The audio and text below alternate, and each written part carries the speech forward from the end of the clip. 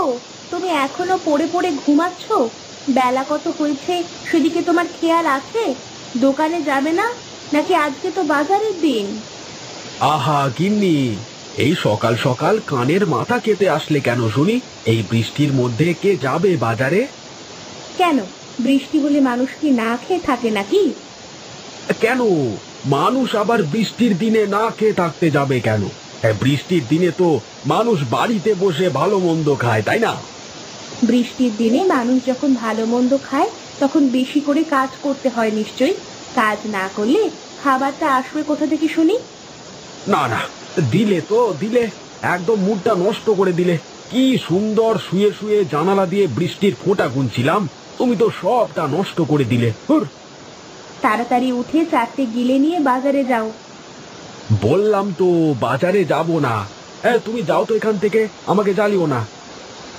আমার কথা তোমার মাথায় ঢুকলো না না? দাঁড়াও, দেখাচ্ছি মজা।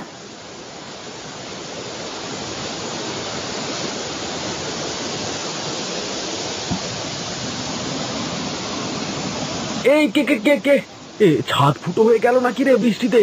এ কি, তুমি আমার গায়ে পানি ঢেলে দিলে? বেশ করেছি, এখন উঠে বাজারে যাও, নইলে এবার ঠান্ডা জলের জায়গায় গরম জল ঢালবো। এই গোপাল দাদা, গোপাল দাদা, এই দাঁড়াও দাঁড়াও, আমিও যাব। আরে কানাই, আয় আয়, তাড়াতাড়ি আয়। এটা এই বৃষ্টি বাদলের মধ্যে কোথায় চললে দাদা? কোথায় আর যাব বল, সকাল বেলায় বৃষ্টির মধ্যে ঘুমিয়েছিলাম, বউ এসে গায়ের উপর পানি ঢেলে দিল। হ্যাঁ, তোমার তো গায়ের উপর পানি ঢেলেছে, তাও আমার বউ তো গরম খোঁচা নিয়ে এসেছিল। বলিস কি রে, একেবারে গরম খোঁচা? তা নয় তো আর কি বলছি। তাহলে তো আমারটাই ভালো আছে রে। এখন চল চল, পা চালিয়ে চল তো, দোকানে যেতে হবে। তুমি কি পাগল হয়েছো নাকি দাদা? এই বৃষ্টির মধ্যে দোকানে গিয়ে কি করব বলো তো? গিয়ে দেখবো দোকান একদম ফাঁকা পড়ে আছে। দোকানে যাবি না তাহলে কি করবি? তোমার কাছারি ঘরেই যাই বরং, সেখানে গণেশও থাকবে, তিনজনে মিলে বসে আড্ডা দেওয়া যাবে। হ্যাঁ হ্যাঁ, তাই চল তাই চল।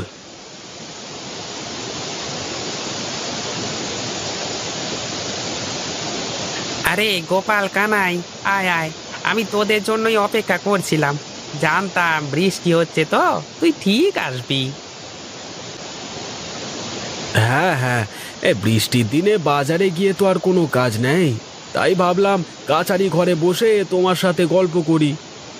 তবে তুই ভালোই করেছিস, আমি একা একা বৃষ্টির ফোঁটা গুনছিলাম, এখন বসে বসে গপ্প করা যাবে একসাথে, কি বলিস? হে হে, বৃষ্টির মধ্যে বসে আড্ডা দেওয়ার মজাই অন্যরকম গো। হ্যাঁ রে হ্যাঁ, ঠিকই বলেছিস। এই রে, ঘরে তো নুন শেষ, এখন কি করি? মানুষটাও তো বাজারে চলে গেছে। যাই দেখি, মিনতি দিদির কাছে একটু নুন পাওয়া যায় কিনা দেখে আসি।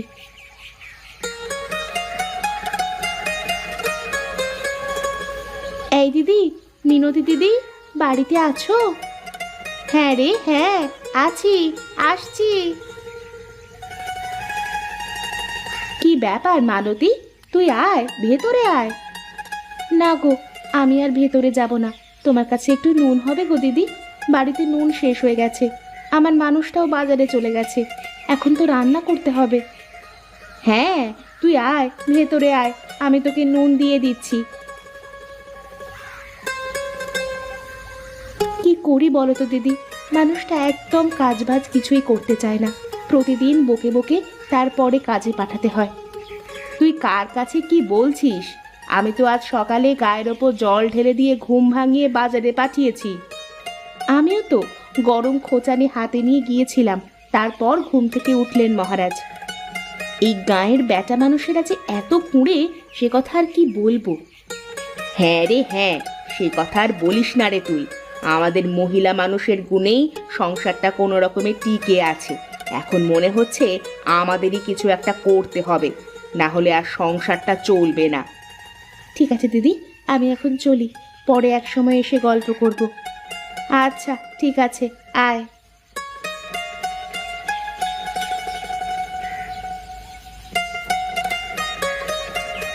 এই যে সুজয় দাদা, শুনছো?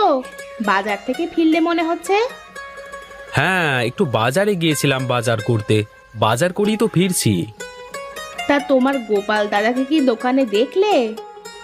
কই না তো, দাদাকে তো দোকানে দেখতে পেলাম না। দোকান তো বন্ধ ছিল। ভাবলাম দাদার দোকান থেকে এক খাঁচি ডিম নেব, তা তো আর হয়ে উঠলো না। আচ্ছা, আমি এখন চলি। বাড়িতে বউ বসে আছে, আমি গেলে তারপর রান্না করবে তো। আচ্ছা আচ্ছা, তাই যাও।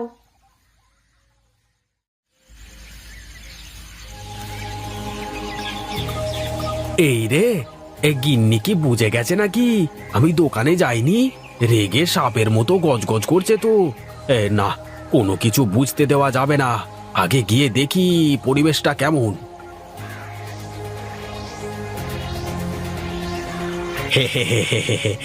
কি গো গিন্নি, কি হয়েছে তোমার? হ্যাঁ, তুমি ঝাঁটা হাতে করে বাড়ির বারান্দায় কেন বসে আছো? হ্যাঁ, ঝাঁটা হাতে কেন সেটা বুঝতে পারছো না? তোমাকে আজ আমি ঝাঁটা পেটা করব।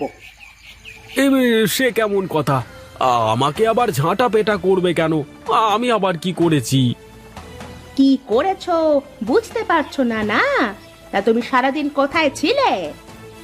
এই রে, গিন্নি বোধহয় বুঝতে পেরে গেছে। এই না না, কিছু একটা বলে বাঁচতে হবে। ওরে বাবা! আরে শোনো শোনো গিন্নি, আমি সকালবেলায় বাজারে গিয়ে দোকান খুলে অনেকক্ষণ বসেছিলাম।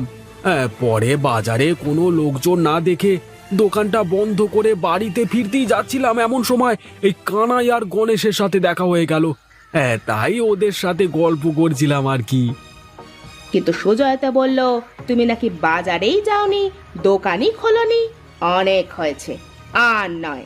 এবার থেকে আমি দোকানদারি করব, আর তুমি বাড়ি বসে রান্না বাড়া করবে।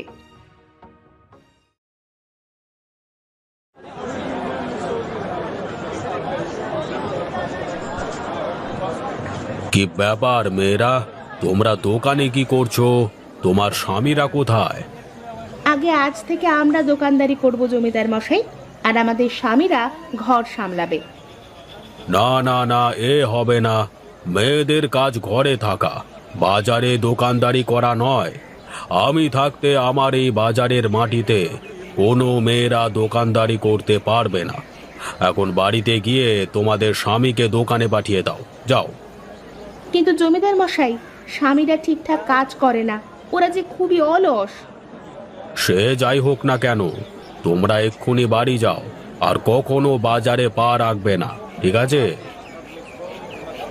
এখন কি করবি রে দিদি? জমিদারের কথা অমান্য করে বাজারে তো আর দোকানদারি করা যাবে না। হ্যাঁ, তাই তো। কিন্তু কিছু একটা তো করতেই হবে আমাদের। কিন্তু কি করবি? বুদ্ধি পেয়েছি। জমিদার বাবু আমাদের বাজারের মাটিতে পা দিতে নিষেধ করেছেন। আমরা এক কাজ করি, পানিতে দোকান বানাই। পানিতে?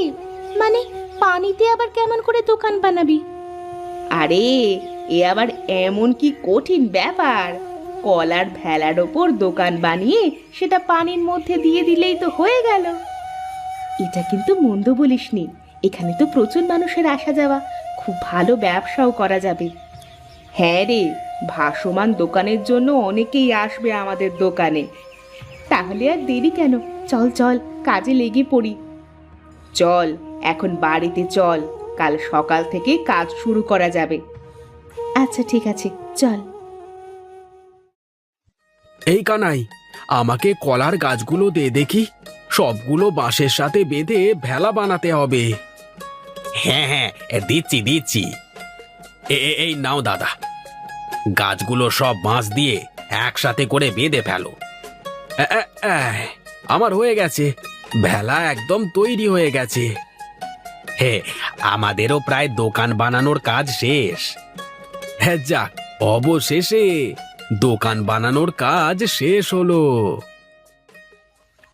জমিদার মশাই, জমিদার মশাই, আপনি নিষেধ করবার সত্ত্বেও ওরা দোকান দিয়েছে। কার এত বড় সাহস যে আমার নিষেধ করবার পরেও দোকান দিয়েছে? কোথায় দোকান দিয়েছে? চল, আজ আমি ওদের উচিত শিক্ষা দেব। জি বাবু, চলেন।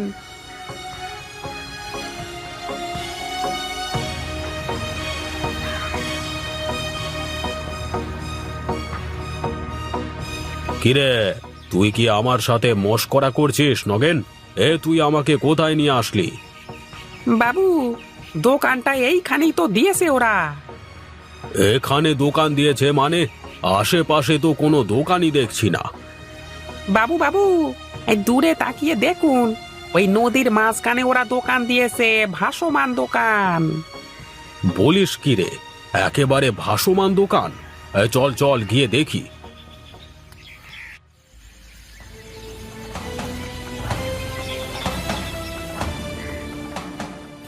বাহ, কি সুন্দর বুদ্ধি তোদের!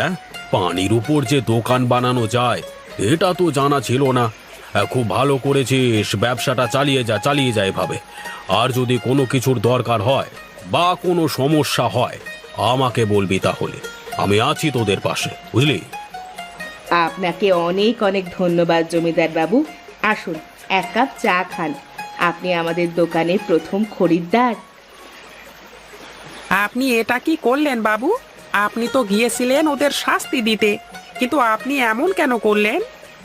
তোর কথা শুনে জীবনে অনেক ভুল কাজ করেছি, আর ভুল কাজ করব না। এক্ষুনি আমার চোখের সামনে থেকে দূর হয়ে যা, দূর হ। এইসব আপনি কি বলছেন বাবু? আমি কোথায় যাব? এটা তো মাঝ নদী। কোথায় যাবি? দাঁড়া, দেখাচ্ছি। হট! এখন যা, গোপালের ভাসমান দোকানে গিয়ে চা বিক্রি কর।